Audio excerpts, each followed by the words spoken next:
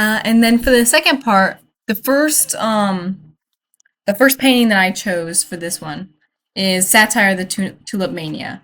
And so this painting took place during um, the Dutch Golden Age. So actually, there was a lot of wealth being accumulated um, by middle class. Basically, there was a producing of a middle class. So middle class people could afford artwork and things like that at this point.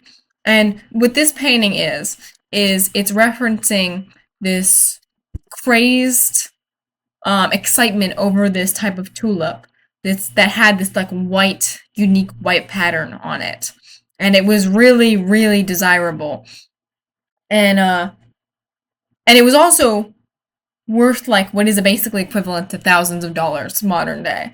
Like you could buy an entire barn of animals and property for a bunch of these tulips, like a single bunch. And people were doing that. And I think that's kind of what the painting is trying to represent.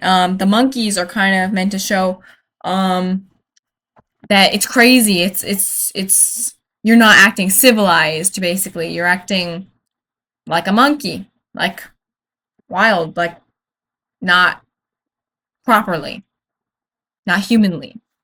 And then the second piece that I chose, which is this is more of a Northern Renaissance type of piece, is The Wedding Dance by Peter Bruegel.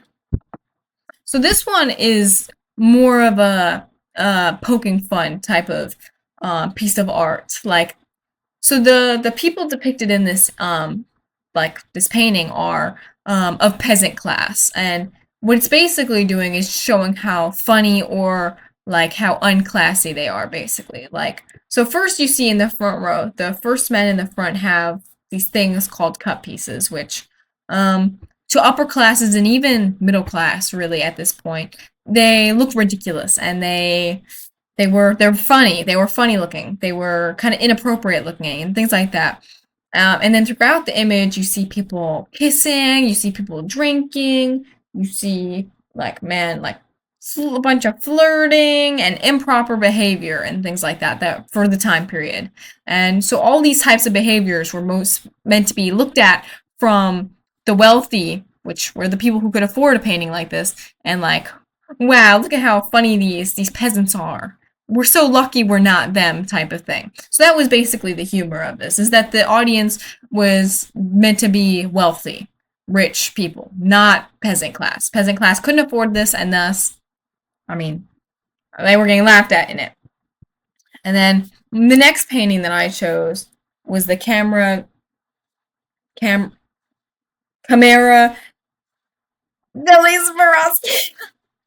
Okay, I mispronounced that definitely, and I even practiced saying it. But and that this one is actually rather interesting because this was during like the Italian Renaissance type of period.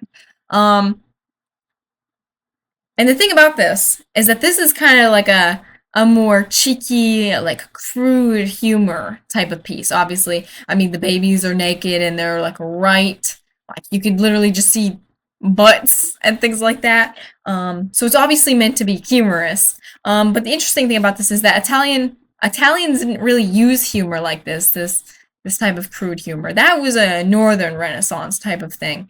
But this piece was very unique and it was very different because it took place in the nuptial chamber. So the only people who really would get to see it is the wife and the husband, basically, and whoever they would invite to come see it. But the funny piece about this is that it it really puts the viewer like into it in the sense that you're looking at and it's like you're there. You're the one who's looking up at it, basically. I don't know if I pronounce or explain that correctly, but so in it you have these ladies and these servants who are like eyeing you up and like have like funny expressions like they're judging you type of thing, and then there's this plant that looks like it's about to fall on you, and then obviously I mean a fancy bird. I don't know if that's a peacock or an ostrich, but either way it's judging you as well. And then the babies butts are just right in your face, and the joke was also that the babies could just like beyond you. And so that's basically the humor of that one. Pretty unusual for its time, but also because it was more private. And then the last painting that I chose for this was Merry Drinker by Frans Hals. As you can see here.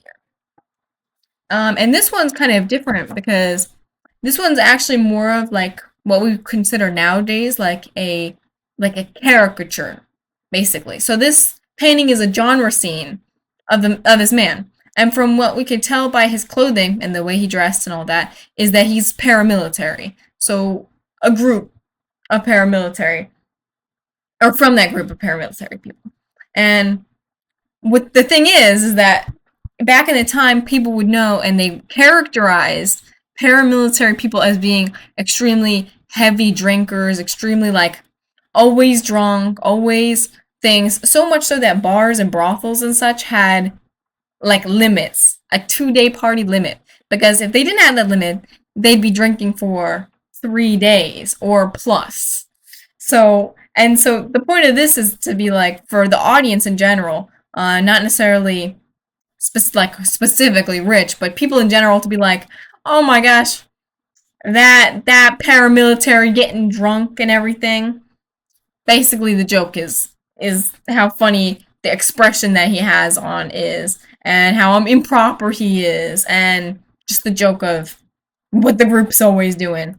And the one of the four of these I like the most, and I find the funniest to me is definitely the satire, the Tulip Mania, and that's just because one, the monkeys are pretty funny, just in their little outfits and selling the tulips and all that. But I think just in general, it's a pretty unique way to describe people as like acting crazy, doing irrational things, not being frugal, being foolish, basically, by portraying them as monkeys, because monkeys were seen as like less intelligent, like and crazier beasts while also being entertaining and funny. Monkeys were entertainers most of the time. So that's kind of what this painting is representing. But, yeah.